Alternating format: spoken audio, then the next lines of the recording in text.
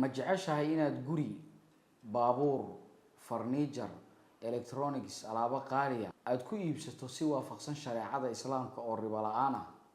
bangiyada islaamku ama bangiyada islaamigu waxay hayaan xalkaas oo muraabaxada laakiin sidee bay u shaqeysaa muraabaxadu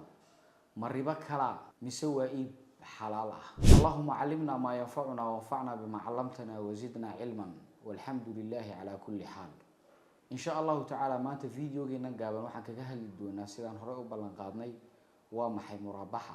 مرابحة وهب جنعسي أو كمية إيبك وفقسان شريعة الإسلام كا بنجيجو علابة بديعة وسوء إبسدا أديجونا كوسو إبينيا أديجونا كاسي إبينيا isagoo ku saaranaya faa'iido laba iib haddaan ka soo qaadano iibabka waafaqsan shareecada islaamka musaawama iyo muraabaxa musaawama waa bargaining ama negotiation selling weeyaan tusaale ahaan dukaan baad u tagtay telefoon iPhone haya iPhone 13 Pro wuxuu ku yiri waxaan ka siinayaa $1,000 adiguna waxaad ka tiri 800 iga sii maya 900 aan ka siiyo buu ku yiri haye baad ku tiri iibka waxa la yiraahdaa musaawama laakiin iibka muraabaxadu wuxuu soo caan baxay waqtigii ganacsiga iyo dhaqaalaha islaamku kor u kacay taariikh hore si dadka muslimiinta miyiga ka yimaada suuqa silcadu inta ayna ka joogta aanan garanayn si loogu dagin hadduu qofku ku raado muraabaxa igaga iibi waa inaad qofka u sheegtaa shayga aad iibinayso intuu kuugu joogo oo run ah waayo muraabaxu kaaga iibsanaya waa inaad ku tiraahdo anigu waxaan ku soo iibsaday shaygan $10 wuxuuna ii joogaa $10 waxaan faa'iidaya $3 adiga $13 baan ka siinaya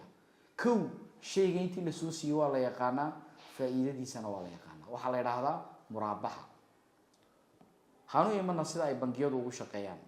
tusaale xagga bangiyada macmiil ayaa u baahday laptop qiimihiisu yahay $1,000 bangiyada dunida ee dhaqaalaha waaweyn iyaga alaabta haya oo alaabta way iibiyaan oo suuq uma doontaan laakiin bangiyadeenu sababo badan aawadeed dibadda dalab bay wax ku doonaan bangigii suuqa ayuu ku tagayaa markuu specification-kaagii oo dhan qorto kadib uu ku soo iibinayaa uu ku tusaya shaygii haddaad ku qanacdo oo specification-kii aad siisay aw yeesho wuxuu ku leeyahay aniguna waxaan markuu isagu waliba la wareego oo hanto wuxuu ku leeyahay aniguna waan ka iibiyay waxaan kaaga iibiyay lacag tii la iga soo siiyay $1,000 ahayd waxa ay dul saaran 12% faa'iido $1,120 ayaad igu soo celinaysaa muddada sanadka ah bishiina intaas aad bixinaysaa ama sanad iyo badh ama 2 sano hadba sidii lagu heshiiyo 120 ka saaran riba maaha ee waa faa'iido ganacsi oo xalaal ah oo banaan muraabaxadu waxay u shaqeysaa sidan macmiilku wuxuu doonayaa inuu iibsado alaab ama badeecad laakiin lacag kaash waqtiga ma haysto bangiga ayaa soo iibsada badeecadaas isagoo macmiilku uu ka dalbanayo bangiga oo nooca iyo sida ay u eg tahay iyo dhammaan specification-ka item-ka iyo shayga ka qoranaya kadibna bangigu wuxuu si faa'iido leh uga iibinayaa macmiilkii markuu soo iibsado oo hantiyo oo gacanta ku dhigo la wareego macmiilkii wuxuu u bixinayaa lacagtii si tartiib ah iyadoo ay ku jirto faa'iidadii ay ku heshiiyeen fiiro gaara bangigu waa inuu si buuxda ula wareego badeecada ka hor inta aanu ka iibin macmiilka hadduu tusaale ahaan dukaankan kugu sheegay ka qaada yiraahdo bayc kale noqonaya una ka baxaya muraabaxadii bayc xalaalana ma noqonayo halkee lagu adeegsadaa muraabaxada meelo badan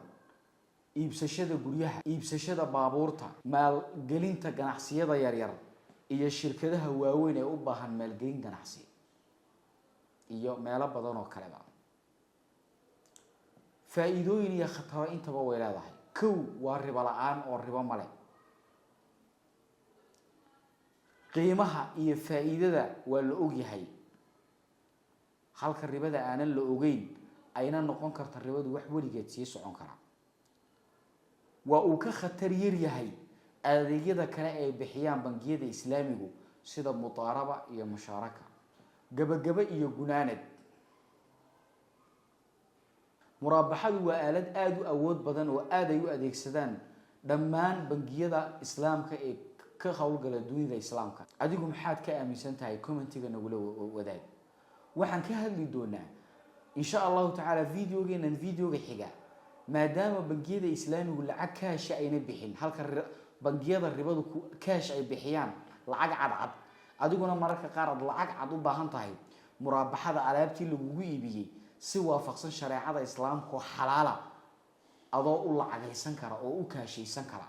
oo aan khiyaamo sameyn karin oo bay'ul ciina ku dhacayn insha Allah ta'ala waxa kamida tawarruq ayaad sameyn kartaa bangiguna uu ka caawin karaa qardu xasan baa jira oo bunuugta waaweyn adduunku ay sameeyaan walow ayna kuweenu sababa jira awadeed u sameeyay wallahu a'la wa a'lam wa ilayhi narji'u ma'a